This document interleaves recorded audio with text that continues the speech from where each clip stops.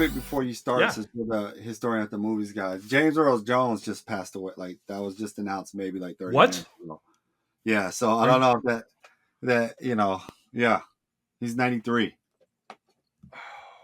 Yeah. Man, I am literally drinking out of my Star Wars cup, Lou. Oh wow, wow. Okay.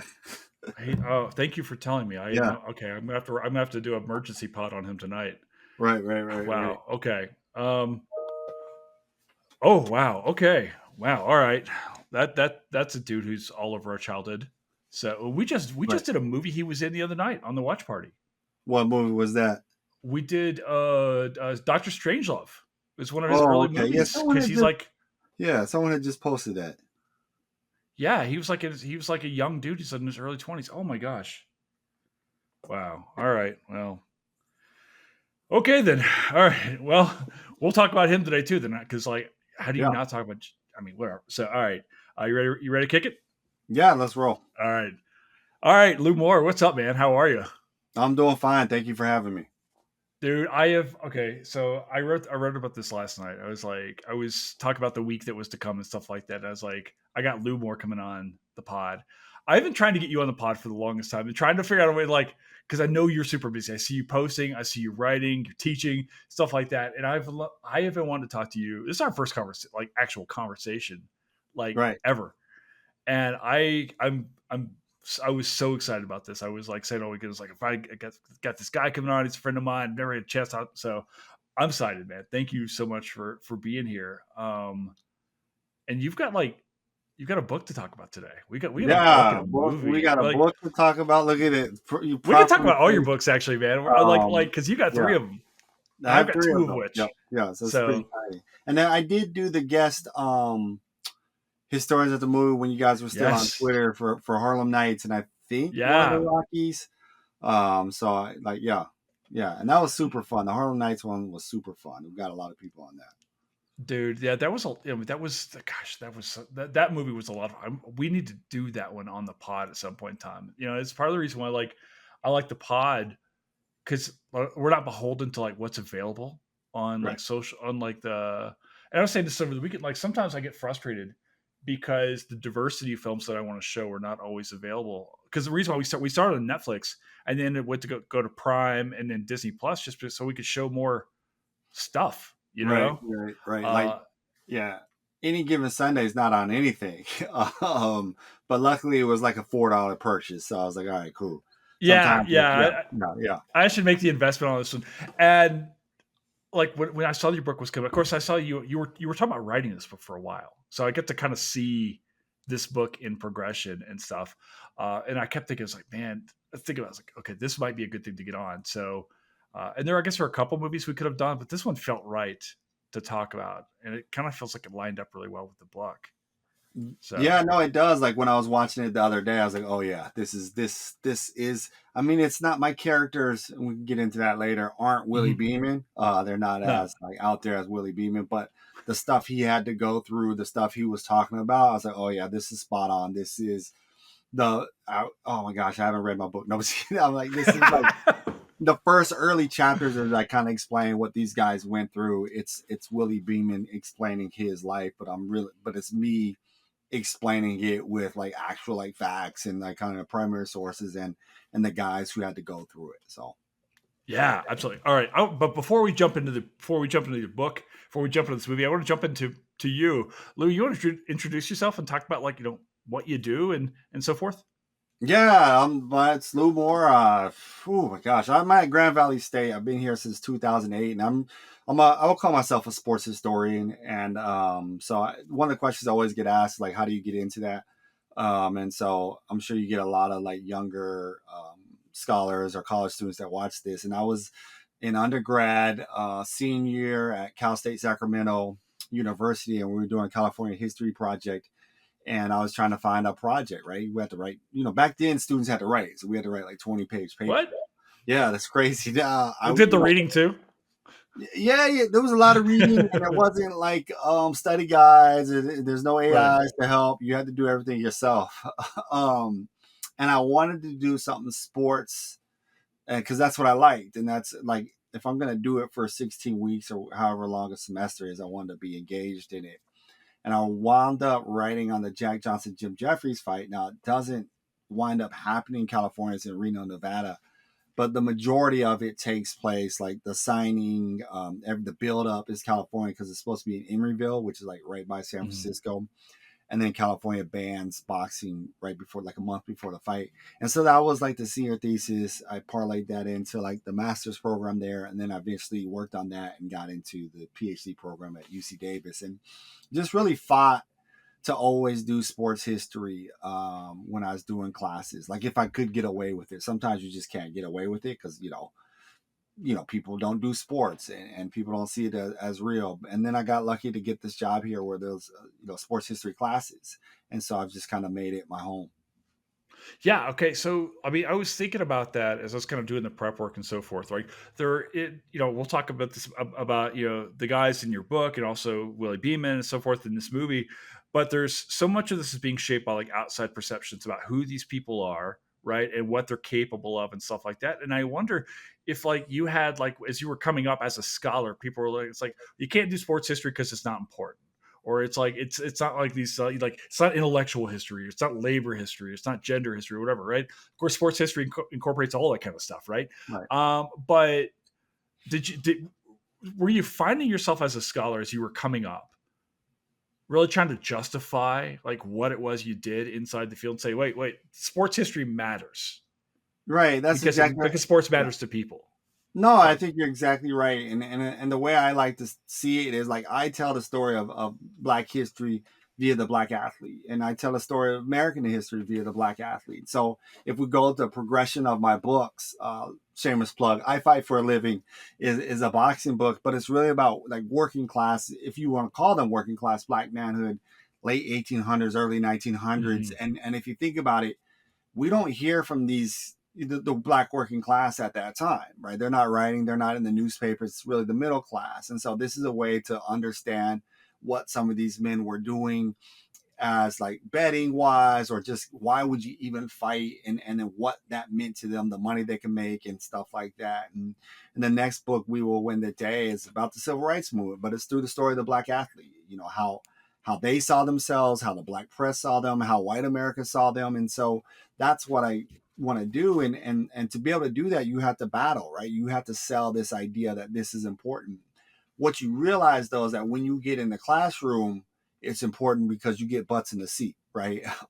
And numbers count. And the college world, numbers count, right? So a Mm-hmm. class about maybe politics, like 19th century politics, they're not going to make, but a class about sports history will always make, especially now when we're just kind of serving general eds. I don't want to go too much on higher ed, but No. it makes, and it's allowed me to really kind of be myself and carve out a little niche. And then, when you add social media to it, I know Twitter has changed over the, last, dozen years, but when I got on, early on, there's not a lot of academics. And so me being at a little kind of regional teaching school was able to carve a space out where, I'm not at a R1 institution. I don't have R1 funding. I don't have R1 time, but I'm able to kind of be seen as like one. I wouldn't say I'm the top sports historian, but I'm known just because of my activity, as you said, on social media.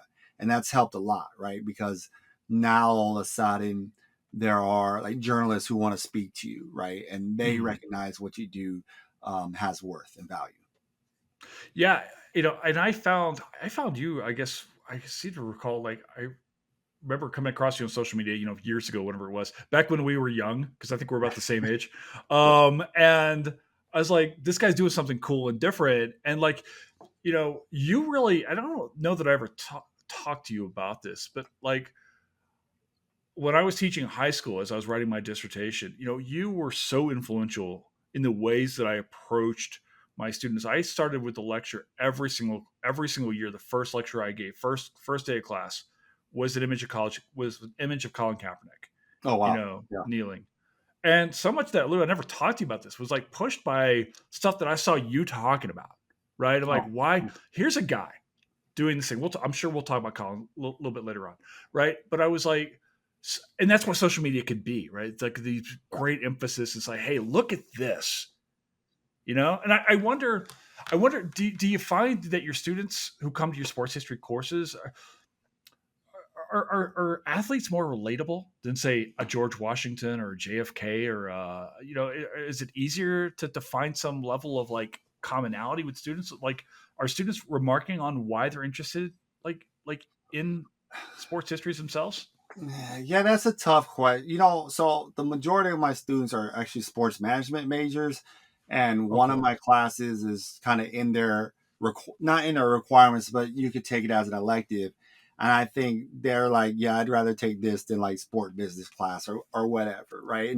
Sure. And but the way you get them is just to be like, look, we're gonna have these real conversations, and you could do that. Like I could talk about Mustard Christianity and Tim Tebow, and although it's been a long time since he was relevant, the students still remember it. But you can also use sports in your general history class, kind of like you were suggesting with your high school students, right? So my survey, second half, which now we should probably have three, not halves, obviously, but Oh, three, absolutely. three-thirds of a survey. It's just too much history to be able to get through. But it's like, okay, I could include like John L. Sullivan, who's Irish American heavyweight champion from I want to say 1882 to 1890, and talk about working class Irish, and then also Americanization and manhood. Or I could have a conversation about Barney Ross, who was a Jewish American fighter in the 1930s, as a way to introduce sub stuff that Jewish Americans were going through, right? Or Joe DiMaggio, or Joe Louis in World War II, or Jackie Robinson. And so you can't, in a general history class, you can't do all sports, but you could like kind of fit that in, and the students who understand sports get it. But you can also do that with music and stuff. So a lot of pop history. But also, I don't want to talk too much. But the other thing is the beauty of what you said about like social media is that we were able to curate what we wanted to do. And one of the things I was doing early on was a lot of primary sources, right? Like Hmm. we have access as historians. I always tell people, like, the social media is like an extended classroom, right? I know I tweet a lot of like live sports takes because that's where it's at now. Like I think it's just easier and fun to do that because you've created a community, and I like that aspect of it. But then I really like sharing those primary sources when I was doing that. So a lot of times when I was researching, I was getting editorial pages, front pages, just randomly, right? Because it doesn't take much to PDF that. And then the whole sports page, making notes of it. And then sometimes I'll post stuff like that. I don't do it as much, but it's always fun and then you learn that people really like history. They really like primary sources, right? Because it cuts through a lot of the BS that they see.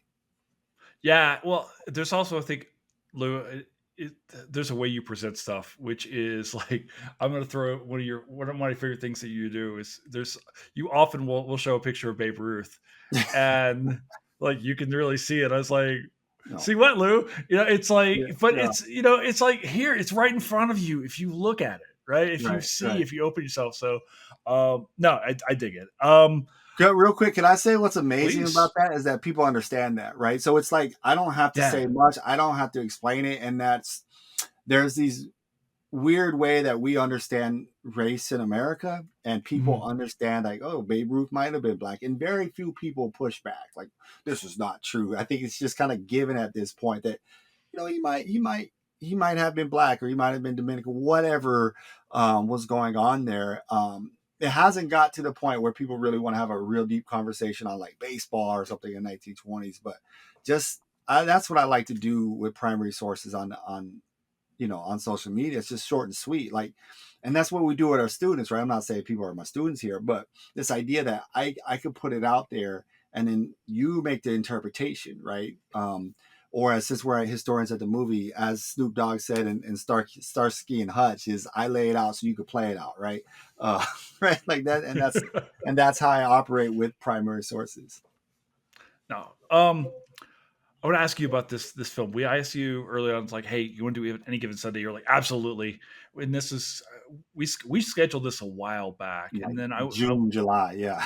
well, it's You're on I your wanted to stuff. get I knew the book was coming out, right? And I wanted to time this. This is going to come out the week that your book drops. I Nice. think your book drops on the 24th, if I recall Right, right. correctly. And we'll drop on the 26th, I think. And you know, I had to go back and rewatch this movie, and I'd seen this movie before once, some other time, so forth, or earlier, and I went back and rewatched it again a couple days ago. So I was kind of wondering, what were your general impressions of Any Given Sunday? You were obviously familiar with the film. I'm guessing you'd seen it before. You went back and did a rewatch. What are your thoughts when you go back and look at this movie? This Oliver Stone film. You got Al Pacino. You got a really young Jamie Foxx, who was really pre Jamie Foxx. Jamie Foxx. Like, what are your thoughts on this movie? Yeah, so Jamie was still like, I don't think he had made it big yet, right? Where Ray hadn't hit or anything like that, and he was still probably known for. I think the Jamie Foxx show might have been out, and then Living Color, like that Wanda character and stuff like that. But it's almost. I think it's the 25th year anniversary this year of that Yeah. movie. And one of the things I was thinking, the first thing I was thinking is like, I'm glad my kids aren't around when I'm watching it, because when I was young, when that came out, young 20s, 21, I was 21, right? I wasn't thinking about none of that. And then all of a sudden I'm watching this like, oh, let me stop this right here because this part's not going to be appropriate. No.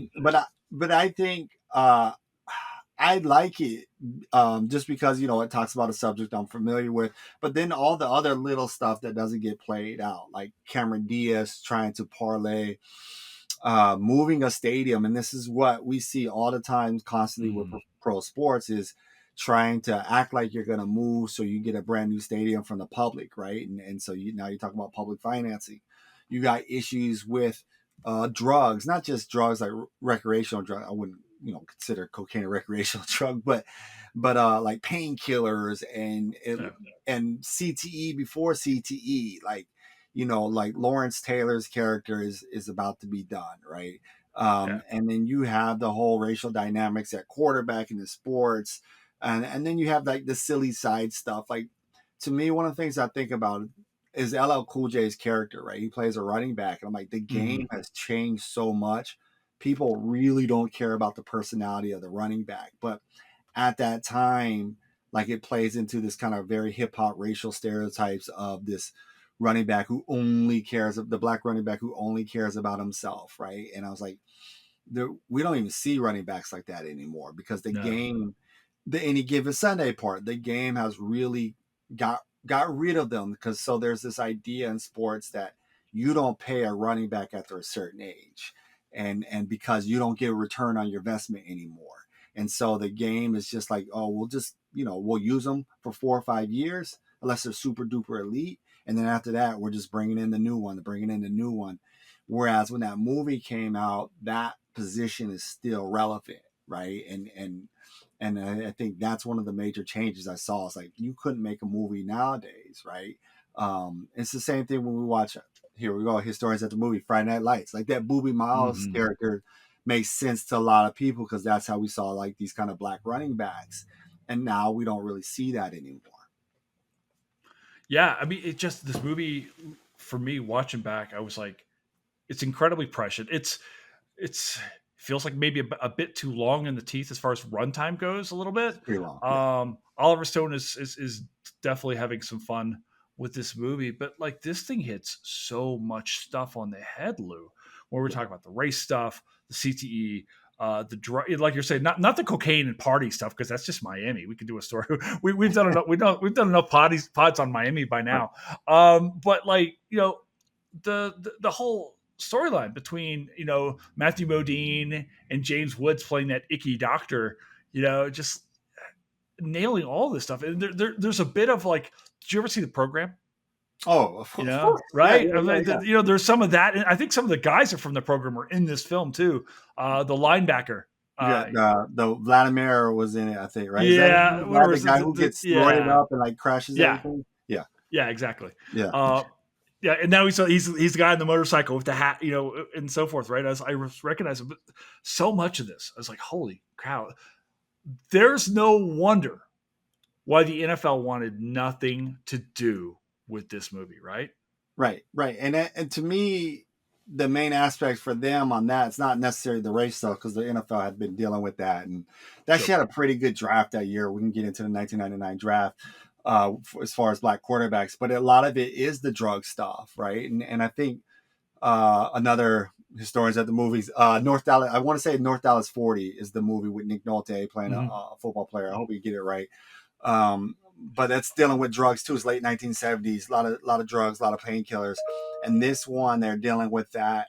And the fact that the doctors are the ones like pushing it, right? Like and this doctor, spoiler if you haven't seen this movie 25 years later, right, is messing up the X-rays just so they can get a guy to play, and it's like life or death situation, and he's like this whole point of like I'm not going to keep him away from the money, and I think that's what the NFL doesn't want us to see. And there's no way you can make it now because I think they probably even had a problem with that Will Smith, who probably shouldn't have been in that that movie where he plays the Oh, West the African concussion doctor. film. Yeah, the concussion film, right?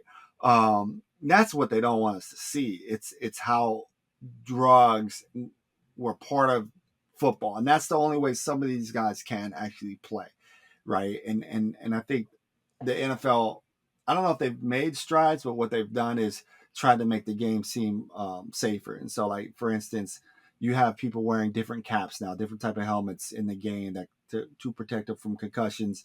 They've suspended folks over drugs. I think New Orleans Saints. I want to say they got suspended over like kind of their drug, like they had them like just out there like it was candy, Mm. so they could pop those painkillers and stuff like that. And so the NFL has had to deal with these, and they did the same thing. ESPN had a show about football, and the NFL wasn't very supportive of it either. So they really try to protect their brand, even though their brand is very violent. Right? This is we watch a lot of football in this country because we like the violence in it. And so they're just trying to protect the fact that these guys have to go through a lot of stuff that's going to impact them later, like the drugs or acting like you don't have a concussion. Did you ever play football at any level? I was the best way. Let's do Oh. a movie reference. Necessary Roughness. Did you see that one? Yeah. So I Yeah, was the it's receiver Major for. League for football. Yeah, I was the receiver for necessary roughness, right? Like, so senior year in high school, I played. It's not like I couldn't catch. I would just beat them deep, but we didn't throw actually, and so it was like the worst. They promised a lot, like, oh, we're gonna throw it and this and that, and I had no clue. And then we ran 98% of the time, and I'm just sitting there blocking, and like this is just as awful. I want to get back to basketball. But the good part about it is you really make friends, lifetime friends, Yeah. the two-a-day stuff, and the same stuff we teach about sports and sports history. um, just the idea about discipline and toughness and just kind of going putting your body through it. Now back it was the mid 90s, so water makes you weak. It's 100 degree days, probably Mm. wasn't safe. Like my kid's cross country practice got canceled last week because it was like high 80s, and we're sitting there practicing in the hundreds. You know what I mean? Like it's just a different era. But Yeah. I did play. Yeah. I get people ask me a lot, fairly often, like, what position do you play? And I'm like, trombone. So, you know, Wow, yeah, you're a big uh, guy. You're a big guy. Now, did you lift uh, weights in high school, or did you start no, lifting afterwards?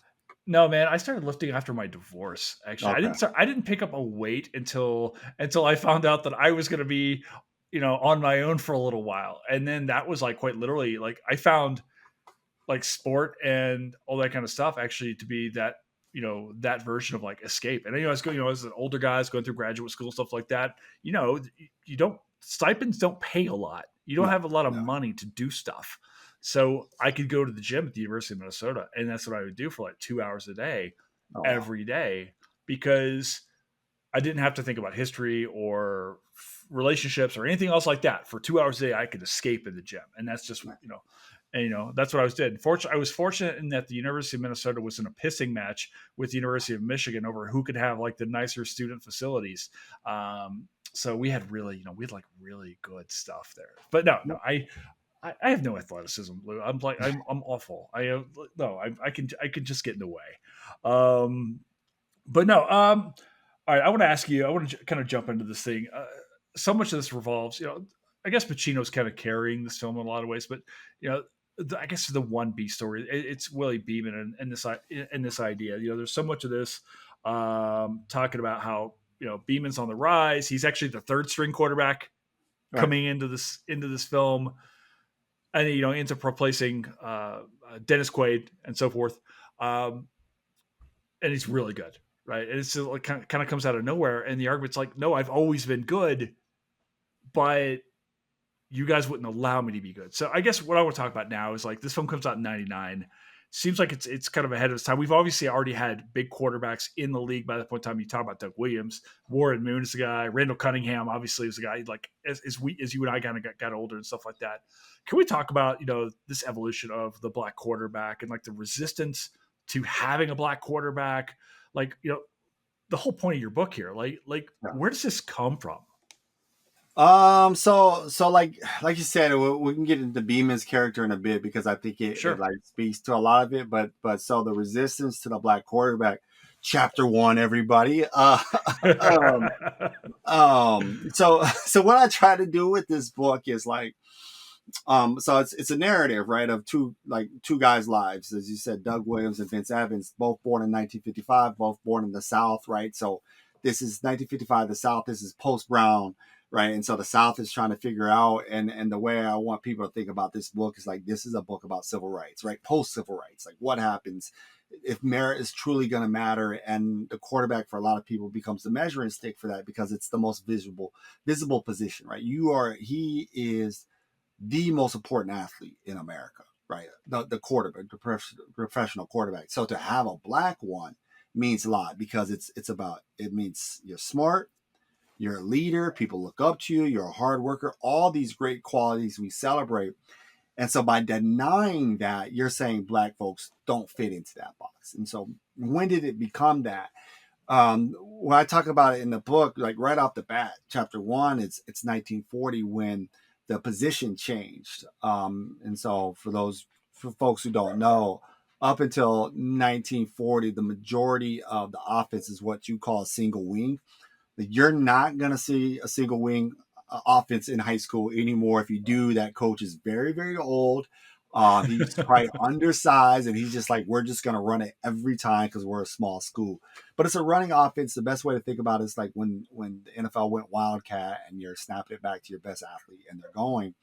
And then in 1940, the T formation becomes popular again. I won't go into the history of the T formation, but just know that what happens is they start to send a guy in motion on offense, and that way you can read the defense a little bit better. And now they're going to start to pass. And once they start to pass more, precision becomes important. Learning a playbook becomes important, right? You got to know the 400 plays you have. The quarterback has to know what every receiver is going to do. So you're going from one receiver and a tight end and a running back to two receivers and a tight end and to three receivers, right? You got to know blocking schemes. And that happens in the 1940s. And that the T formation goes from like a few teams running it, like Chicago Bears and Stanford Cardinals. They weren't the Cardinals at that time.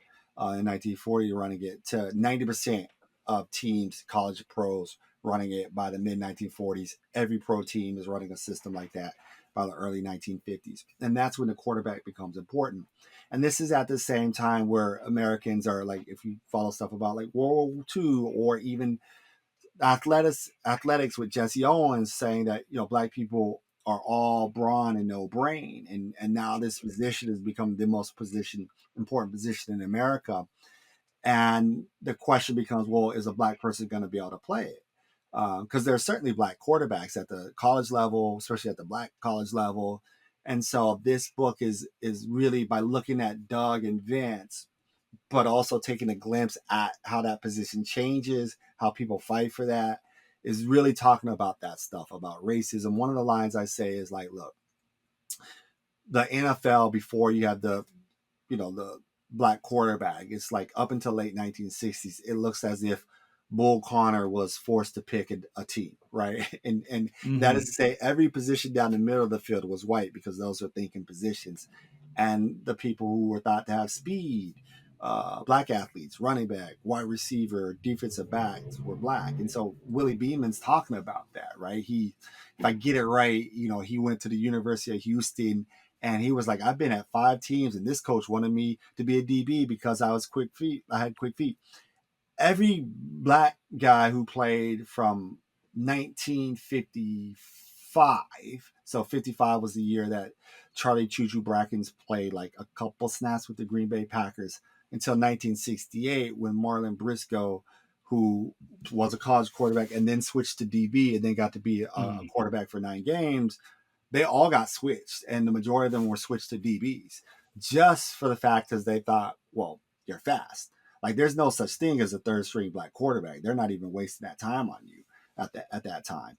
And so Beeman being able to be there at third string was kind of important, right? This idea that he hangs around, so you know he has talent. It's just that nobody's willing to tap into that talent because what happens is NFL coaches are so stuck in their way, and they don't want to accept anything. Like so, to me, it means something that Beeman comes from Houston. Houston as a college, like in real life, starting with in the late 1960s, early 1970s, is starting black quarterbacks. So they have a guy like in the early 1970s, DC Nobles, who is one of the top quarterbacks in the nation, regardless of race, doesn't even get a sniff at the league. And but what's happening with a lot of colleges, I don't explain this enough in the book that you receive before the edits. I spent a lot of time on this, but colleges, once integration starts to come, it's a weird thing. It doesn't happen on purpose, but it just happens at the same time. Is that college football changes and they have these variations of offense. So instead of like having like pass heavy offense, they start to say, you know what? Here's the veer, here's the wishbone, here's the triple option. Here are these offenses where we need an athletic quarterback who doesn't have to throw, but can throw deep and kind of mirrors what they would do with a single wing. And so they're going to start to, who's the athlete? It's the black guy, right? And so even in 1974, Tennessee has a starting black quarterback, Condrez Holloway. Florida has a starting black quarterback. There's like 8 starting black quarterbacks in the big, what we call the Big Ten, right? There's 2, Vince Evans will be part of the big Pac 8, but they're all over. They're just not getting a shot in the NFL because every coach is like Al Pacino's character, stuck in their ways. And so what's important about what Oliver Stone's doing with that character is that he has to change because the game is changing. People want to see that. And I make that point, I think, within the first 2 or 3 pages. Like this, I use this Ford commercial from 1979. So I Mm-hmm. explained that it's like the second paragraph, right? Where I'm at literally watching this game on YouTube. And then once it gets to this part, they switch to this Ford commercial and Ford is pumping like hybrid cars, which I didn't know existed back then, all this stuff. And I'm like, this is what is happening with NFL, but they don't know it, right? The game is changing. The change is the black quarterback. And so that's what they're trying to do with Any Given Sunday. This is what I'm trying to explain the history of with the book, like Vince Evans and Doug Williams. So Vince is like very Willie Beeman-esque, minus all the other stuff that Willie Beeman represents. But Vince is 6'2", he's a 4.5 40 guy, and he's third string for about a year and a half. They want to switch him to receiver, like he's the 6th round pick. But if he told the NFL that he'd play a different position, it was thought that he's either first or second round pick. So he sticks to his guns just like Willie Beeman, and those characters are so important because those guys get cut. Like, oh, you won't play DB, you're out, or you're going to Canada. So to me, like Willie Beeman's character like perfectly syncs with what's going on in the book. I know that Can was you? long winded. Sorry, listeners. No, you're kidding me. Like that's exactly what I was hoping. Lou, I have so many questions coming off of that actually. So, if you will, can you talk a little bit about the concept of stacking? Because you talk about this early in the book, and I think it helps to explain uh, the, the the way that people are kind of positioning men in their heads on the Yeah, so field. so stacking in sports is this idea that you're putting people in positions based on race and based on these kind of racial stereotypes. So black athletes would get stacked in like as a DBs or wide receivers. And today, like if we want to even talk about Right, not reverse racism, but the kind of reverse stacking is you rarely see like a white running back, right? right, Christian McCaffrey, who plays for San Francisco, was the first white running back drafted in the first round in like 40 years, right? And usually what happens with white guys is they're told, you're not playing DB. So this year is a big deal because I think there's 3 for the first time in a long time playing defensive backs. One was drafted. I want to say the Eagles drafted him in the first or second round, which is very rare. So, like for example, when 1968, Eldridge Dickey, who played for Tennessee State, he's the first black quarterback drafted in the first round. Raiders, they'll promptly switch him to receiver. But Al Davis makes the point that, like, look, I only have one. There's only one white DB in the AFL, right? And I got him on my team, right? So there's only one white DB because they're like already early on.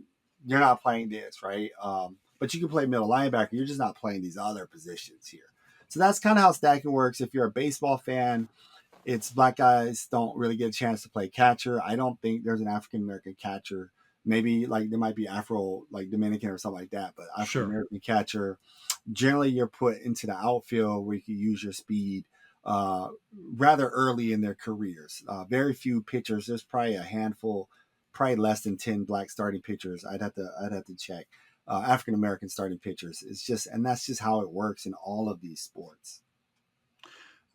We see Dennis Quaid as not the prime picture of mobility in this film, right? And that got me thinking about growing up in the 80s. I'm 47, so like I remember the first quarterback I think I ever really recall was was actually with the Bears, right? It was in that 80 it was in that 85 season, and it seems to me, Lou, like there was almost this idea that white quarterbacks were not supposed to. There was almost like this odd pride aspect. It's like white quarterbacks can't run; they're slow, and then they have to throw the ball, right? And they're leaders of men and all this kind of stuff, right?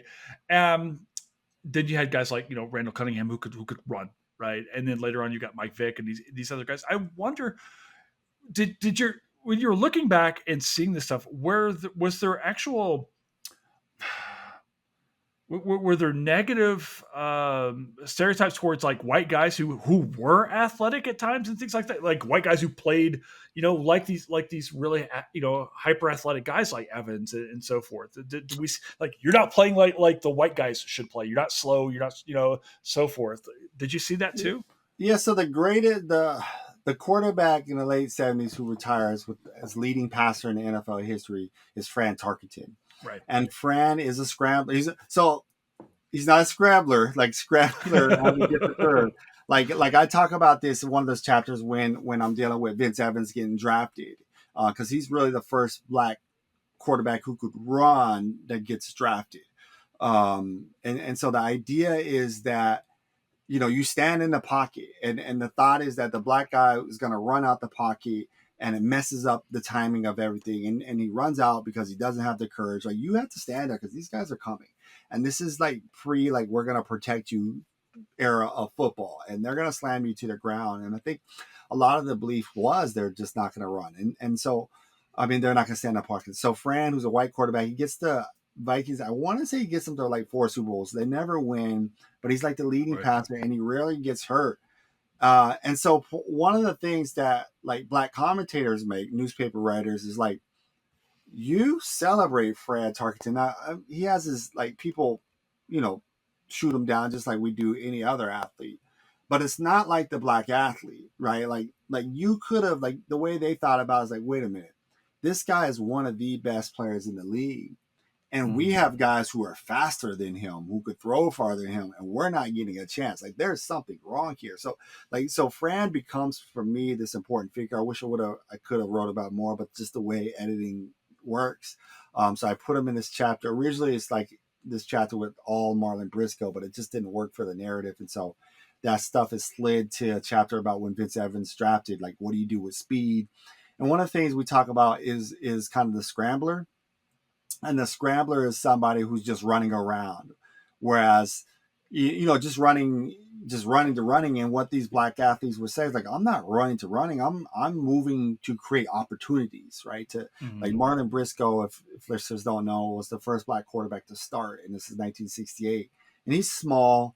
He's about 5'10", which is small for a quarterback. And he's like, this gives me better passing lanes. Now we're into this point where we understand that a little bit, but Mhm. to today, if you watch football, like someone like Bryce Young, who plays for the Carolina Panthers, is small, and the talk is always about those kind of passing lanes that quarterbacks has. Whereas the athletic quarterback, the athletic black quarterback, is moving around to create passing lanes, to buy himself time, to like, well, why would I take a 10-yard sack, right? The Sure. mobile guy takes the 10-yard sack, right? That's what happens to Dennis Quaid's character. Willie Beeman gets out of that sack and maybe makes something happen. Hmm. And the NFL for the longest, like, we don't like that. Like, this is not what we want to do here. So that's when we talk about running and we talk about scrambling.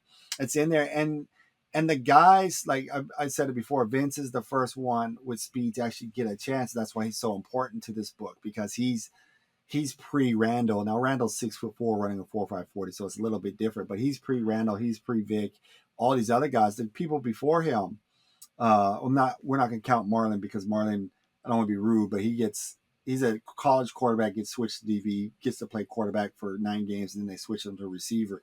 But the other guys, James Harris, 6'4", Grambling, didn't run, even though he could. Joe Gillum played at Tennessee State, didn't run. And some of these other guys didn't. They didn't. Doug Williams, who was second fastest in the league, doesn't really run unless he has to. He'll pick up running touchdowns. And in fact, Doug, what I try to explain in the book is Doug goes to Grambling, James Harris goes to Grambling. Their coach, Eddie Robinson, one of the greatest college coaches ever in the mid-1960s, makes this point that says, look, I'm going to get me a professional black quarterback. And one of the things he emphasizes, don't run.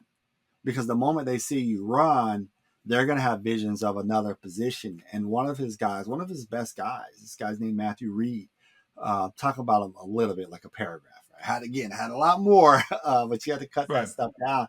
And he's 6'4", a 4.40 guy, great arm. The problem is he runs the 40 his best, and he runs a 4.4. And the moment that happens, teams like, oh yeah, you're not playing quarterback, you're a tight end. We'll use this speed somewhere else. So some guys just ran slow on purpose, or wouldn't run at all, so the NFL wouldn't switch them. Wow. Um, I want to ask you this about Beeman. We see this in the film early on. Uh, it's talking about, like, you can't control him. He's making up his own plays. He won't listen to people. Things like that. You know, his inventiveness on the field is seen as an absolute negative. I think now maybe it's a little bit different. We look at a guy like Pat Mahomes, where it's like, this guy's a genius. You talk about creating passing lanes. I don't even know that you could call what he does as a lane, where he can the the sorcery that man can put on a ball. But I'm wondering, was there a pushback to this idea of these like super cerebral guys who could create stuff, and this idea like we can't control the black quarterback? I mean, I wonder is because one of the things we talk about over and over again is like, where are the black coaches? Yeah.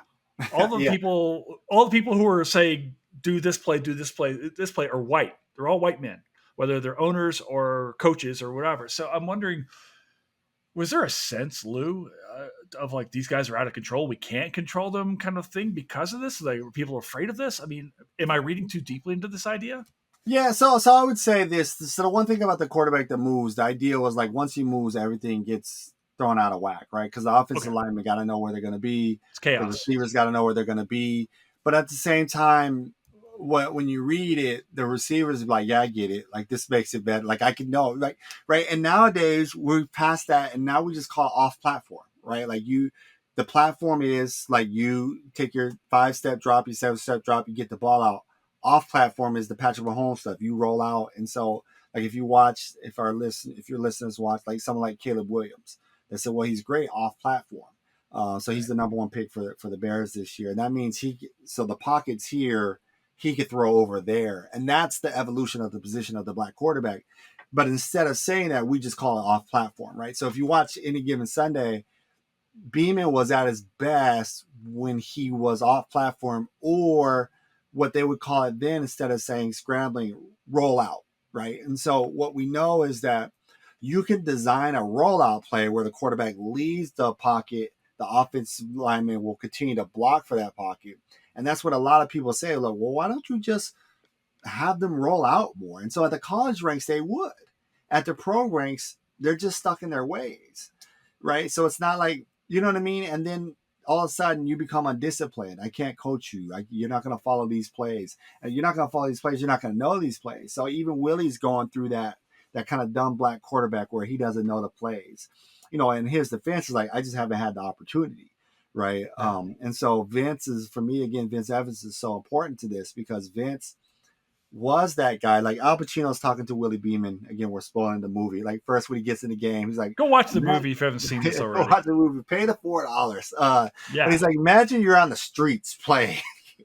But that's just how, like, that's how he talks to him, right? You're a street quarterback. And so he has this kind of street mentality, but it winds up being brilliant, right? Because when that quarterback leaves the pocket, the defense has to react.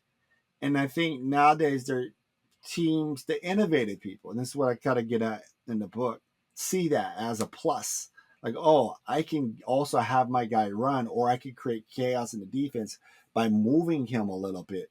But the coach and the quarterback have to be in sync when you do that, right? You just can't plug somebody in there into a traditional offense like that if the coach isn't willing to build around that. And so part of the stuff I try to talk about with Vince is the Bears trying to figure that out. Can they actually do that, right? Can they actually build a run around what we call nowadays a dual threat quarterback? And that's where a lot of the league is going.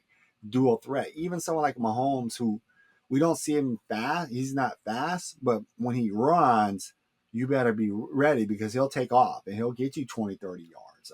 Or the key dual threat today is like a Lamar Jackson, right? Who's Mhm. he's probably like 6'3", runs a 4.40, and just can take off. And as a fantasy manager, got me like 200 yards throwing, 100 yards running. Yeah. So Um, I want to ask you about, say, Vince Evans, and I want to ask, like, Beeman is loved by the fans. Like we see, once he erupts, right? The fans immediately embrace him. Do guys like Evans, these other early guys, do they are they embraced by the fans, or are they having to overcome or is there an anti fan backlash for them because they're the black quarterback, or how are they being related to? the most interesting thing to me, and it happens to this day, look, in general, the favorite player in a city of sports team is the backup quarterback, right? Because you're never satisfied unless you have a great quarterback. You're never satisfied with it, right? So regardless Right. of rate. But I think what you see with Evans and other black quarterbacks like Willie Beeman, right, is the Hmm. fans when they're on the bench and the white guy is struggling, the fans want them because they are exciting, right? And I think any given Sunday does a good job of pointing to that. Like Cameron Diaz's characters, like this puts people in the seats. So they want him. Like people wanted Vince Evans to play. So his rookie year is 1977. His second year, he first gets in the game in 1978 because he's like they want to see what newness is like. They want to see what 4-4-5 is like, and no one has it. And it's exciting, and when they do well, there's nothing more exciting in the NFL when you have this young hot black quarterback just tearing up the league. So if you think about when Lamar is like has this MVP year, his second year, that was fun. Or when Cam Newton was doing his thing when 2015 or something. I think they go like 15-1. That's fun. Or seeing Michael Vick. The flip side is when you start missing, when you're not winning, and then it's like, oh, this is a problem. So if we watch the Chicago Bears last year, it's Justin Fields, right? Now they replace him with a black quarterback, but there's this white guy on the bench, and I want that, right? This is he's gonna stay in the pocket. He's gonna make all the throws. He's gonna read the defense. I'm tired of the runner.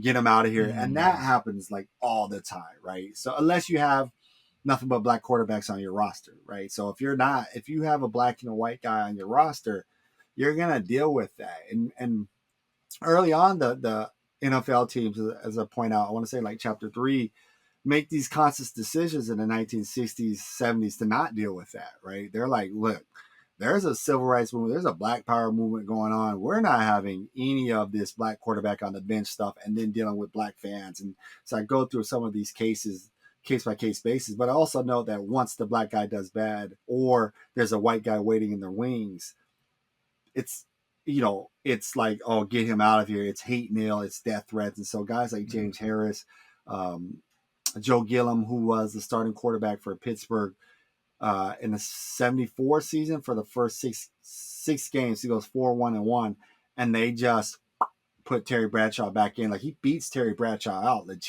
legitimately, goes on his feet in the preseason, goes 4-1-1 in the first 6 games, and he's gone.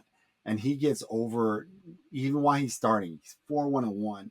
He gets over 100 pieces of hate mail just in that span.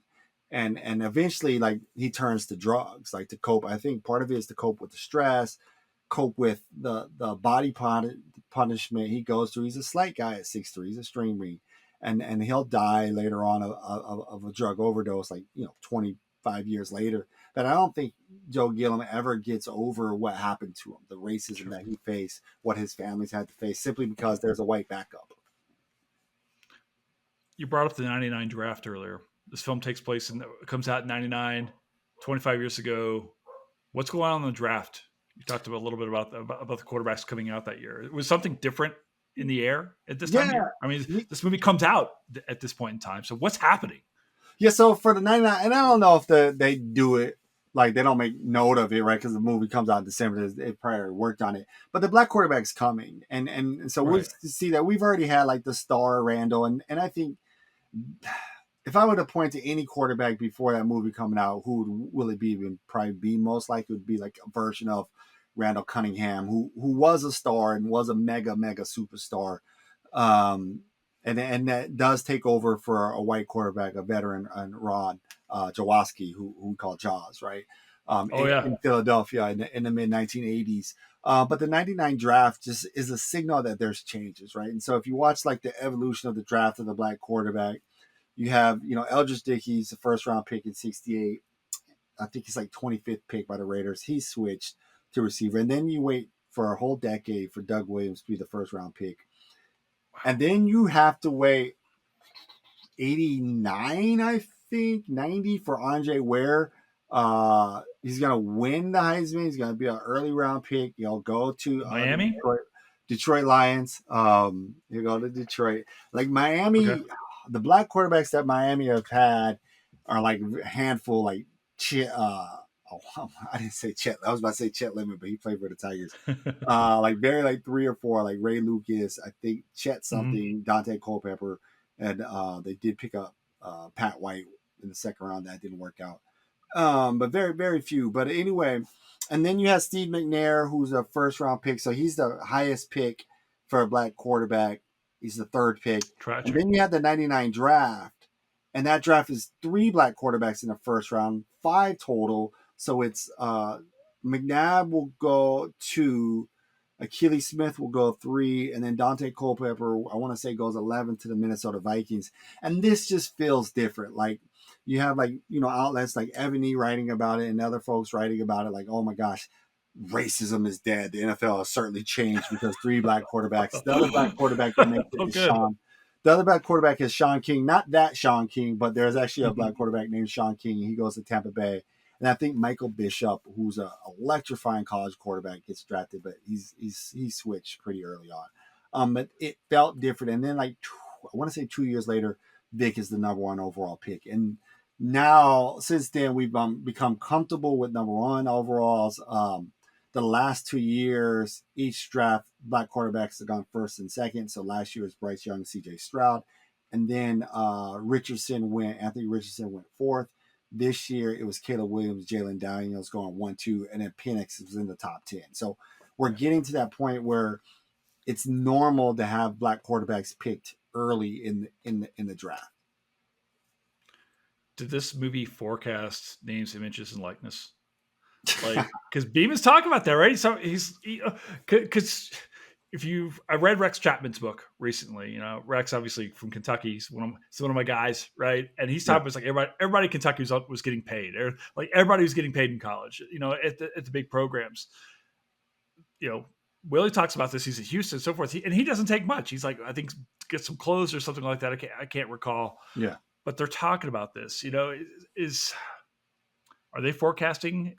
NIL at some point in time, or no? No, I think everybody knew these guys were getting paid, and it was just a sham, right? Like, the sham is that these guys can't get money.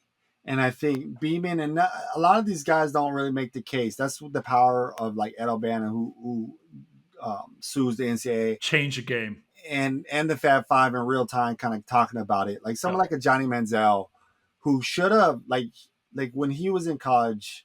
Now he didn't pan out in the pros, but he was making a lot of money. In the I think the next Netflix special that he had just talked about it, where they just lied and said, well, his his family comes from oil money, and I think because they were white, people are like, you know what, this probably makes sense. Like they just flat out lied that says, and he was getting paid like thousands of thousands.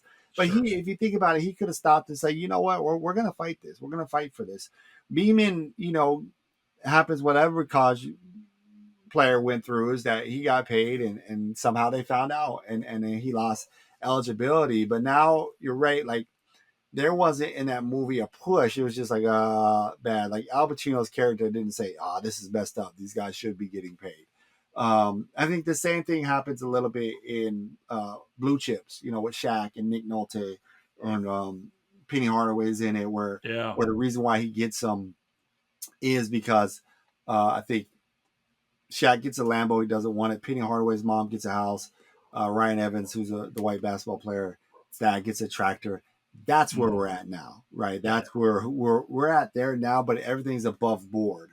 And it's just like you said earlier about Michigan and Minnesota building up gymnasiums. It's just an arms race, like how much money we can pump in over the top, right?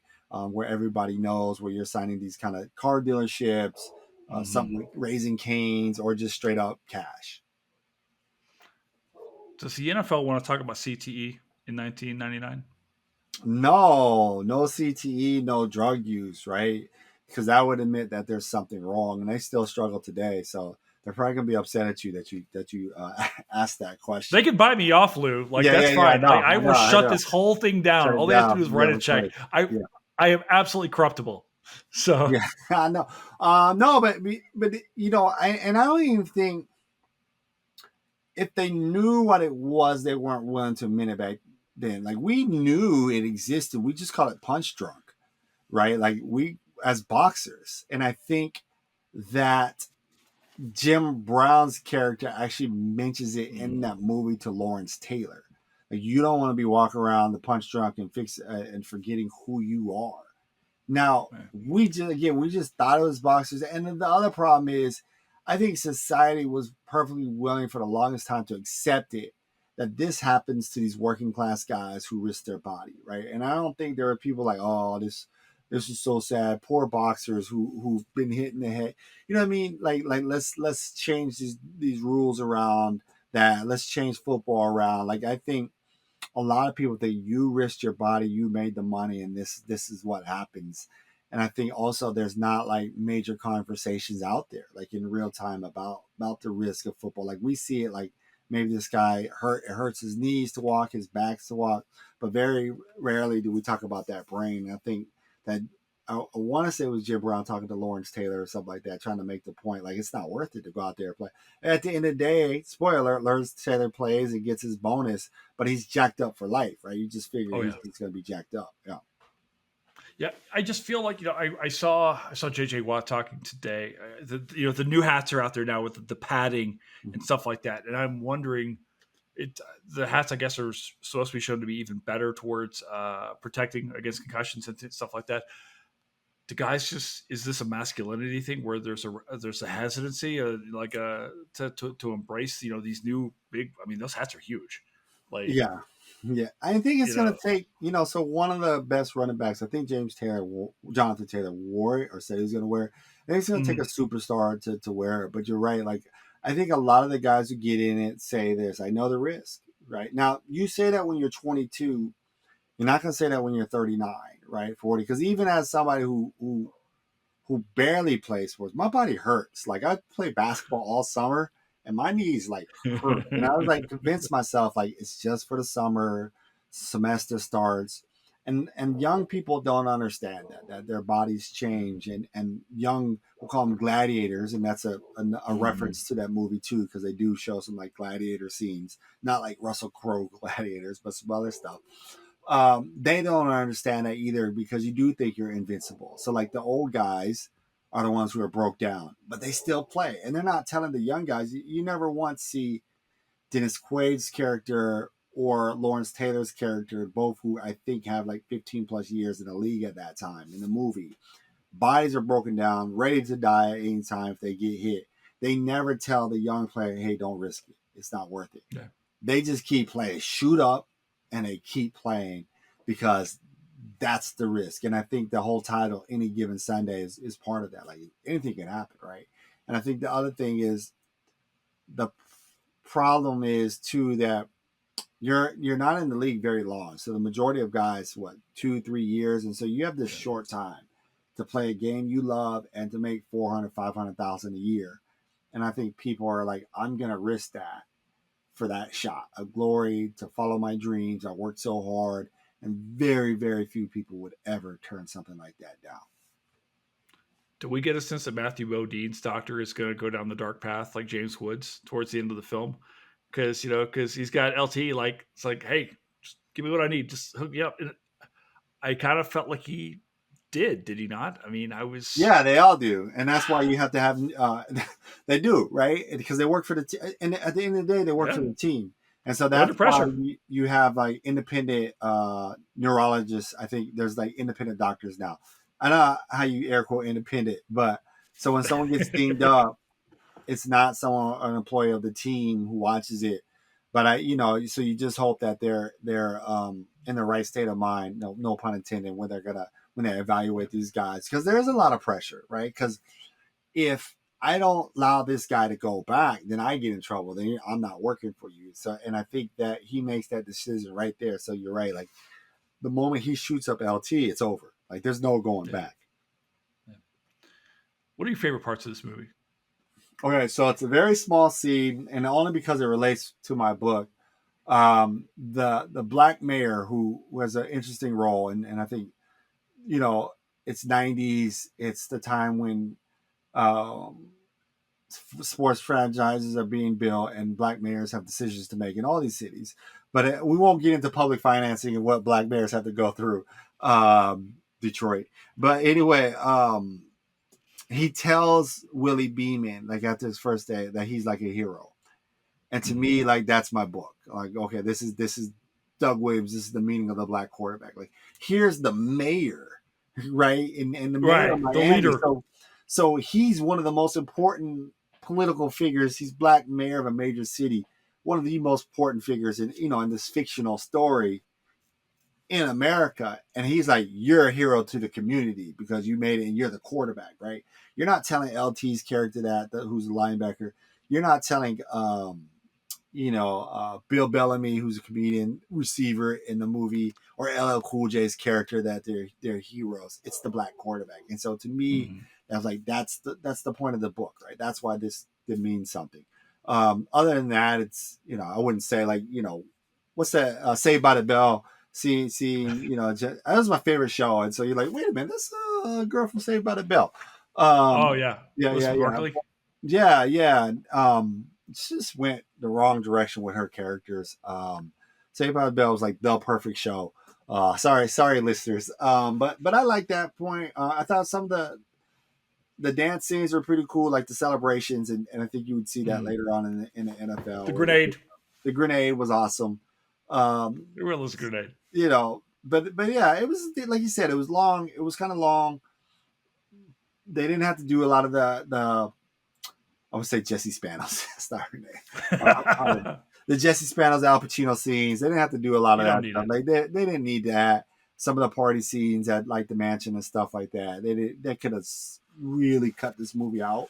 But it's pretty good for what it needed to do. Yeah, this film almost focuses on Pacino too much because I feel like there's actually a better movie that's focused more on Beeman Right. than Pacino, right? Right. Um, Well, Pacino is the old white guy, but he's also. I think you have to kind of know. I'm not saying you don't know. I think, but I think there's something going on, and Oliver Stone doesn't want to let us in on it. But you have to kind of know a little bit, but because he's Italian American, right, in real life mhm, and in that movie, right. right, and so there is like I think there's a point being made without making it that Italian Americans were treated differently, and then his dad's like you have to watch the flashbacks. Like I got The to do this movie. owners of the team are an Italian or an Italian family. Right, Cameron right. Diaz's family, they're Italian. And they've assimilated, and Right. so they're the new white people. And I think the flashbacks are important, right? His dad dies in World War II, and if we, we talk Mhm. World War II history, like that's the time where Italian Americans, the hyphenation momentarily goes away, and Yeah. for until Rocky comes back and he's the Italian stallion, right? But and then there's that celebration of Vince Lombardi, like the pictures. I think there's a Lombardi quote, but the pictures all the time you see at Al Pacino's office is Lombardi. Now, on the one hand, he's the greatest coach ever, but it's important to people that he's Italian American. Yeah. And I think the flashbacks that Beeman has of when he's playing, he's struggling, and it's these old like white crowd, and so Beeman represents the newness. Al Pacino represents old white, even though he was old. His generation before was old discriminated white ethnic. Now he's the old white guy, and I think he's wrestling with that. He probably understands that my people were treated a little bit differently too, and he comes to see that this is the right thing to do. Like not only because Willie Beeman helps me win, spoiler, he goes to a new team and he signs them, and it's a way to get In back. Albuquerque, Lou, is Albert, that is there's going from Miami to Albuquerque? Is that really a? I've been to look, Albuquerque. look I wouldn't mind being in the high desert, but not not not for forever. Like I wouldn't mind visiting. You know what I mean? I don't mind the high desert and stuff like that. If Albuquerque's high desert, but there's first of all, there's no way that a team would ever go to New Mexico. Like I'm like, how does No, this even happen? Like, you know no. what I mean? Like this, the population Vegas is sitting there in 1999. You Vegas could have is put them sitting there. there in 1999, right? And there's just no way just because the population won't support it. But it's like one of those things in the movie that they don't talk about. At some point, someone leveraged that off, right? You couldn't get two teams in Yeah. LA. Now you have two teams in LA. Fan base is not really there, which is really weird. But yeah, like I think Pacino's character realizes that playing Beeman is the right thing to do, not only victory wise, but makes him feel good. And like no more flashbacks and stuff like that, and get your life together type deal. I want to go on the record and say that I do not recognize the Chargers as being a Los Angeles based team. Okay. Yeah. I in my head every time I see them, they're still in San Diego. I I just call it can't. San Diego Chargers too. Yeah. It's like the Los Angeles Angels of Anaheim, right? Right. If you make this movie now, 25 years later, and it feels amazing to me because 1999 does not feel like 25 years. I Yeah. remember what I look like in my mind's eye. It's still 1999. We're old. What Yeah. happens if, Yeah. dude? Yeah, we're old. What happens if we make this movie now, 2024? What kind of issues are we dealing with now, say versus 25 years ago? Nothing changes. Like okay, so the one issue that changes, you can't have those parties because everyone's got a camera. Yeah, social The media, right? social media, TMZ, everything. We know literally everything about you. When you go out, somebody will post it. So that doesn't exist. You snorting all that cocaine. I'm not saying these guys don't do it. You doing it at a public party like that, yeah, we're gonna know about everything, right? But I the painkillers, the drugs, I think still exist, but I think legalizing weed has changed a lot of things. I can't recall what the NFL stance is on that because it's not like you're in Colorado and it's perfectly legal, but I'm not sure if they follow the federal mandate, right? Whereas I'm not sure if Denver Broncos players can smoke weed to deal with their pain and stuff like that. But there's a lot more um, conversations about mental health, right? It's Yeah. not just like man up type stuff, right? Let me tell you a story, right? About run through a wall and stuff like that. Now it's like, oh, there's a place for you to talk. Every team has a health professional there. These guys know the risks that they're going through now. They might not have known about CT and stuff like that, but that's all out in the open. There are these independent doctors there. So I think, that's there. The issue of the black quarterback taking over for the white guy, you can still deal with that, right? Or just the star celebrity black quarterback and just trying to change the game for that is still, I think, part of part of the conversation I had, even though I think 15 or 16 started on opening weekend, right? None start today. But still, today the listeners don't know when we're recording this. We're recording this first week of NFL Monday Night Football. Yeah. So whatever the date is, the We're recording this 2 weeks yeah. ago. Is what we're doing because you're coming out in 2 weeks. I just ruined it. Everybody thought that until this moment happened that these things were live, no editing, no retakes. But yeah, but I think that to me, and I had this interesting conversation with my class today. We were talking about gender, and one of the guys was like, we don't think like that anymore. Like this generation, and I want to. You know, this generation is not perfect. They got to go through a lot of things, and they've had to go through a lot of things. Um, but they're a little bit open-minded about certain things. I'm not saying there's no bullying because obviously there's bullying and stuff. They understand other things, but they understand mental health way better than we did, right? They have services on colleges. You often get emails from students about, hey, I'm dealing with mental health and stuff, and more society's open-minded to it, but football and football fans struggle with it. And one great way we talk about the black quarterback here is we look at the Chicago Bears, Caleb Williams, and number one pick, and he paints his fingernails, and he is carrying, people call it's a purse, it's a bag, you know what I mean, a very expensive bag. He cries. He cried last year when he lost the game in his mom's arms. And he's very open about mental health, about having these conversations, about painting stuff on his fingernails about mental health. And there are some people just think that is not going to work in the NFL, right?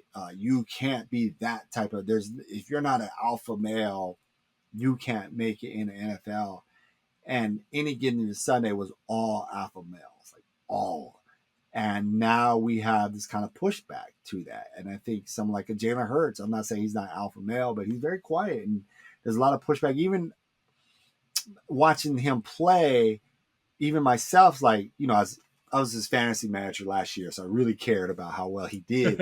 It's like when he threw a pick, like, I want you to break a clipboard. But he's like, And some people say, well, he doesn't care, but that's just how he is. That's just how he processes things. Whereas we grew up thinking like you gotta slam stuff, you gotta yell. I don't know. I think right. You didn't play high school sports, but we got yelled at every day. I was a very competitive trombone player, Luke. Yeah, I don't know.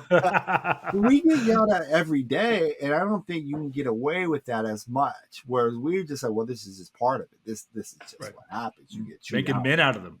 Right. And it's like this 40-year-old man yelling at like 16-year-old kids because they got beat back door or something like that. And you're just like, man, I'm trying to like finish these classes, talk to people, have fun, and you're yelling at me for not denying hard enough, right? So yeah. No, in fact, now I'm the 47-year-old man yelling at the kids at the gym because they won't get off the bench so I can get my set in.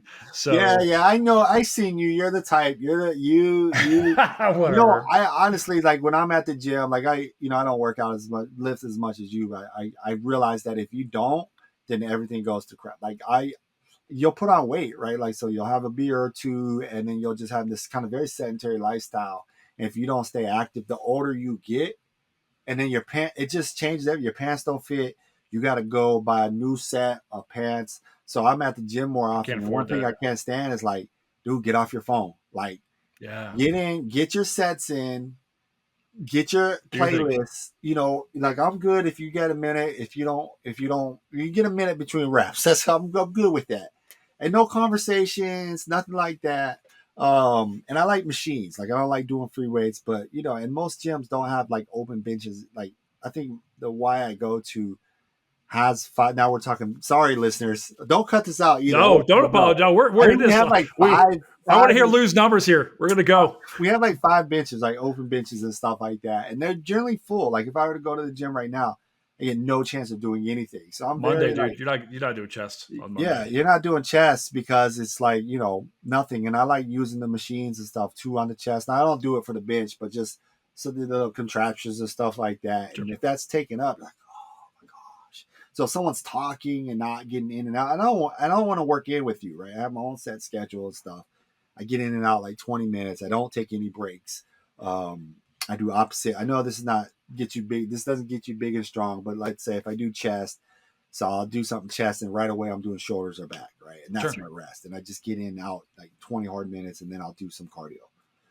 Sorry. I only really get grumpy if people don't rack the weights Oh, because that's a common courtesy. Like you might have somebody coming in behind you who's not as strong or something yeah. like that, Hey, hey, or hey, some older like rack your you need the weights, 45. You don't rack your like weights, man. all of them? Like, not even like the 45s? You like got to take them all off? All of them, they all come All right. off. All right. I'll They all remember it. come off because I don't know who's coming behind me. So Okay. I just want to make sure, Yeah. Yeah, do that's so much true. weight, That's just true. whatever. And Um, you do you wipe down? Are you Always, do yeah, you wipe absolutely, down before, or absolutely. are you just go Before and in? after. I mean, but usually I always after because I don't care what Yeah, happens to you me. know I'm like the trip. whatever. Now I'm getting you off subject. The trip about COVID when you went back is like for the first time you really started to care about your hands. Like I was like, Yeah, it's dirt. I'm getting dirty. I'm not gonna. I'm not a little kid. I'm not gonna start licking my fingers and I stuff like wash like I that. do the thing with the fingernails, Yeah, like yeah, with yeah, the I like getting in the cracks yeah. of the hands But when I now wash. I'm good at it. I'm never going to the same gym as you because that's. But just wiping Oh down before and after, just kind of yeah. thinking about these things. Yeah. Sorry to get you guys off topic. Yeah. Are you kidding me? Listen to this pod. We're off topic 97% of the time on this pod. This is the most on topic pod we've ever done. All right. All right. I want to ask you though, actually, because you brought this up, I wonder, Lou, what the thing that's in my head though that hasn't been addressed though is like sexuality in football. I'm talking about homosexuality, like gay men playing football. Is this a thing that we have yet? I mean, we haven't seen this on film to my knowledge. Um, there's a scene, I guess, in the Denzel Washington movie where one of the guys kisses the other guy on a Sunshine play or makes something it like is that. a big deal. Yeah, Yeah, it yeah, kind yeah, of, yeah. I yeah, remember the title. right. But like these are the yeah, Yeah. these aren't really are these conversations are still waiting to be had, or I Uh, wonder about this. so I think like we're doing movies. What's the movie? Adam Sandler, Prison One.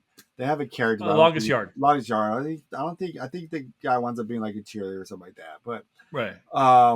and there's one open player played for the Raiders. I don't think he's in the league anymore. And then Michael Came out Sam. after, right? You're right. And then Michael. So that was like 2 years ago. But Michael Sam, who played That's right. at Missouri, and this is where you're like, okay, this is a problem because he was like SEC player of the defensive player of the year. That's in any given year. That's first round, second round pick, and I don't think they don't pick him to the seventh round, and just people like, yeah, it's not going to work out. It's gone.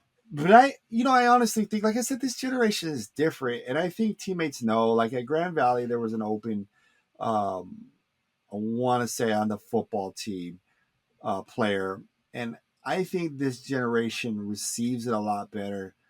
I think social media is awful and makes it worse. And so there's always like people like joke around and like someone like Odell Beckham Jr. So you can see like, well, there's this rumor. Look at him in the hot tub with this other guy, is his teammate, right? And I don't think a lot of people who are fans are just nasty, and I know social media is a hard place to like, read things, but I think the generation who are playing now are better than the generation before, and I think would definitely be okay with that, right? And I think you could do a movie around that, but I don't think obviously just the way stats are when people come out after their playing careers. I don't know if a player is going to risk that, right? Like it's the same thing as players making the decision to play hurt, right? It's like I get 2-3 years to play this game. I'm not gonna risk that maybe later on, and maybe they don't feel comfortable dealing with the pain. Now, in other sports, there's it's changed, right? And so like let's say the WNBA is like nobody came out for a long time. And this is the WNBA where people assumed it, and nobody would. Now it's open, right? And people Very open understand that, and and now embraced. it's embraced. Now I don't know, like fandom has changed, and that's a whole different conversation we can have around why people might like Caitlin Clark or Angel Reese or college basketball in general more than like the pros because it's embraced. Um, but there's room there. I think there's room for it in basketball. I think part of it too is that, like I said before, it's just a different generation, and so even if you watch basketball, there's this player from Duke who got drafted by the 76ers. I forget his name. It might be Jared McClain. I don't know. I might be making up his name. But he does all the little TikTok dances. He paints his nails too. I think he got an NIL for like nail polish and stuff like that. And so there's people. I'm not saying anything about his sexuality, and people obviously they question that and stuff like that. And this is a man's game. There's no way you're gonna have that in the locker room. But people, if you're good, you're good, and if you're a good person, you're a good person. And I think this generation understands that a lot better than generations before them. I have to ask you about Cap. Yeah. Because the other thing I kept thinking about is what about politically, socially active men on the field or any other sport, right? Cap has been, Colin Kaepernick has been, uh, he's been part of our conversation now for a decade now. It's Almost, yeah. And you talked earlier today about reason why sports history is so important and things like that. And you started listing some of the people that you talk about and things like that. Now I see on Facebook and stuff like that. Why sports have to be political now? It's like, well, it's always been political, right? Could we make a film about a guy like Colin Kaepernick? Who, I mean, is there a fear of? Do you think after what happened to him? Yeah. Clearly, there was a pushback by the league to kick this guy out, to keep him out. Was that a signal to other black athletes, other athletes in general? Keep your social activism at home. Keep your political activism at home. Keep your conscience at home. Like, Yeah, what? and it always is, right? This is what happened with John Carlos and Tommy Smith in the '68 Olympics. It happened to Mahmoud Abdul-Rauf with the Denver Nuggets, Craig Hodges with the Mm-hmm. Chicago Bulls. And they do that for a very important reason. So people don't do it. That's why you do it to Cap, right? Like, because if you don't do it to Cap, then everybody, all these black athletes are going to, in their mind, they're going to protest. We won't have control of them anymore. And so that's why you saw earlier on 2017 season, when more and more athletes are kneeling, here come the owners like Jerry Jones. Oh, we're going to link arms with you. We're going to do these things. We'll start these programs with you. 2020 George Floyd, post George Floyd moment when black players were talking about Black Lives Matter, and even like a quarterback like Patrick Mahomes is doing that. That's when league like Roger Goodell was like, okay, we hear you, we made a mistake, and now you're living in. And again, Tyreek Hill gets arrested. Yes, not gets arrested, Yes, but puts in handcuffs before the game, and now yesterday, he's yeah. asking the question. So on September 8th, right? He's asking the question, what would happen if I wasn't Tyreek Hill, right? And it's like, well, the league just kicked this guy out, right? And so now in 2017, they kicked Kaepernick out, and now the league has to have this conversation because it's a mile away from the stadium, and it wasn't just Tyreek; it was Calais Campbell who gets put in handcuffs, and it doesn't matter if he was. They said he was speeding or whatever. So you don't treat a human. You don't treat them as like the suspect, and then it's on video of him like being, like I don't know if he's being pushed or he's being kicked and stuff like that. And so now they're Yeah. dealing with it in real time. So like, can you make a movie out of it? And so this is, historians at the movies, and I think the closest we got to this was, I say, Higher Learning, the Ice Cube character. Dying to talk about the film. Now he wasn't an athlete, but trying to get Omar Epps to see how like these college athletes are treated. It's very 1990s kind of like talk where it's just, we're just gonna off the cuff, like this is how you treat it. And this is very 1990s. They don't talk like this Mm-hmm. anymore in 2024. It's like rappers don't do this. Movies aren't made like this. Like, what's his name? Who made that? Was John Singleton made that John movie. Singleton. But the idea of this kind of conscious black athlete, and Omar Epps having to deal with that, and who also plays a running back, by the way, in your favorite movie, The Program. So not that he gets to play, I want to say, a basketball player in Love and Basketball. He's Great film. and Great he's film. running back in The Program, and I've seen too many movies in The Program. And what were we talking about just then? Be Higher Learning. careful, you're going to talk yourself into getting invited back, man. Because there's so There's a many lot of movies movies. Like, look, and we I could hate to talk about. spoil it for our listeners. Like, before we came on air, James Earl Jones passed. Right, we got the news about that, Yeah. and one of the tweets I had. So this is real time. One of the tweets I had was that he played Jack Johnson in the Great White Hope movie. So early 1970s, he played like a Josh Gibson type, if you know baseball, Negro League baseball, Mm-hmm. and Bingo Long and the Traveling All Stars. And one of the interesting thing about that movie. It's like it's the only movie made about the Negro Leagues that I think went to the theaters. And so that was mid 70s. We haven't had a Negro League movie in about 50 years made for the movies. Now, HBO had one that was made for HBO with Blair Underwood and Delroy Lindo, which is really good. It's about kind of when Jackie gets signed. But Right. Bingo Long has Star Wars characters, James Earl Jones and Billy D. Williams in it. And there's Richard Pryor, who wasn't in Star Wars, but what is he? Superman 2, I believe. And then James Earl Jones in Brewster's everybody, Millions. huh? Brewster's that's a baseball Brewster's movie, but Millions, Brewster's correct? Yeah, Millions. yeah. Richard Pryor was a pitcher, a black pitcher of Brewster's Millions. What a Hmm. fantastic with John Candy as his I love catcher, that. and Love James that Earl movie. Jones played a just a average Negro leaguer in The Sandlot, where he was like, I played with George, and it's like, oh, okay, really, George? Oh, yeah. are you kidding? Go The ahead, do it, smile he do it, do does. it. Oh no, no, no, no, no! But God, man, no. The whole time, you were the one who broke the news to me, and he's been in the back Yeah, of my mind the whole time we've had this conversation. Lou, nobody's work stands on their own. yeah. Who influences you as a scholar? Like, who's put you on this path to this conversation we've had today? What works have blown your mind? The stuff that's influenced you as you've developed as a historian and a sports fan, and frankly as a man. Like, who's made you you? Yeah, so I would say like I'll just go to like the historians in my life who really shaped me. And first I'll say my major advisor recently passed a few weeks ago. So Clarence Walker at UC Davis, and Clarence was older. He's a black historian. Very like critical thinking, reading wise was there's nobody better. And so we used to have like just great conversations, and he was kind of into sports but didn't do sports history, but just he knew, he followed, and just the way he was just very sharp. But the idea that in I'm dating myself here, but in 2003 when I applied to the PhD program at UC Davis, with that Jack Johnson, boxing paper, he saw something in me, right, and something in the fact that you could do something about race in sports. Now he wanted me to do a more Mike Tyson thing, and that probably, looking back, probably would have been more lucrative. But I wasn't ready for that. Like writing is just you have to like write and write and write, and you wouldn't want to. I wouldn't want a Mike Tyson book as my first book, right? Because I just coming off a Yeah, dissertation, you're not ready to write anything like that.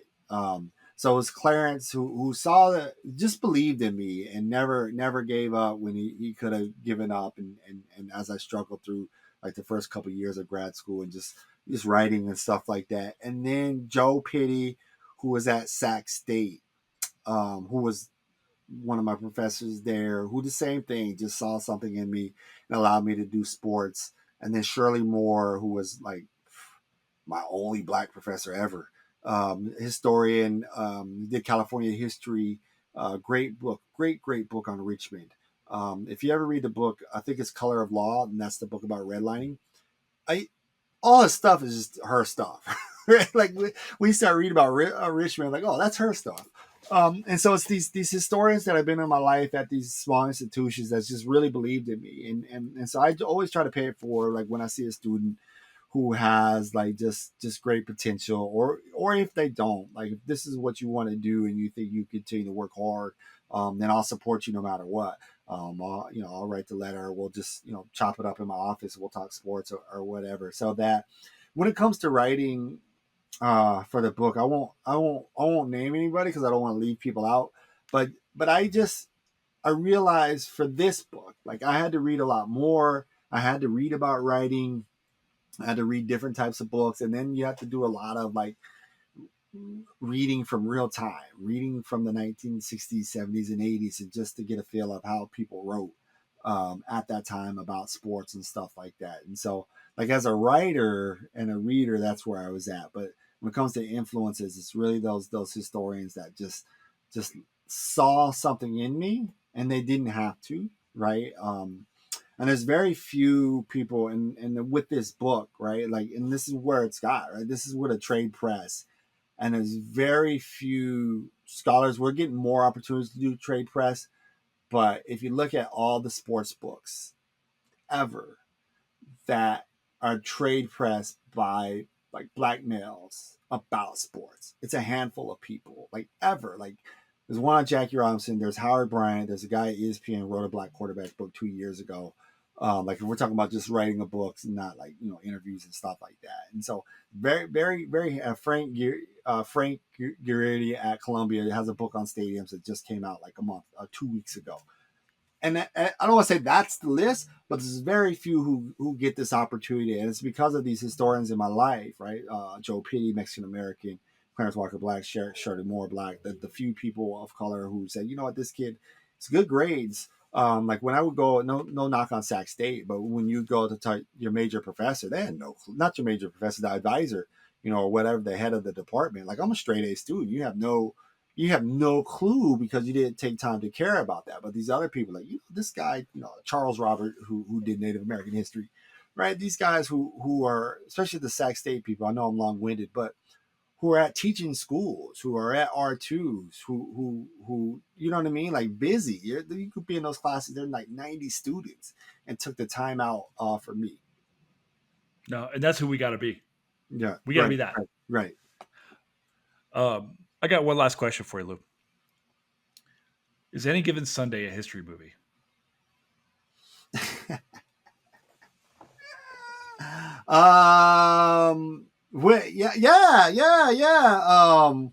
Hold on. Like I'm like this. I'm so bad at live because my daughter is like texting me in the middle of like I'm going to my friend's house before practice. I'm like, wait a minute, you have basketball practice? Are you missing basketball practice? Like this is about to be a problem.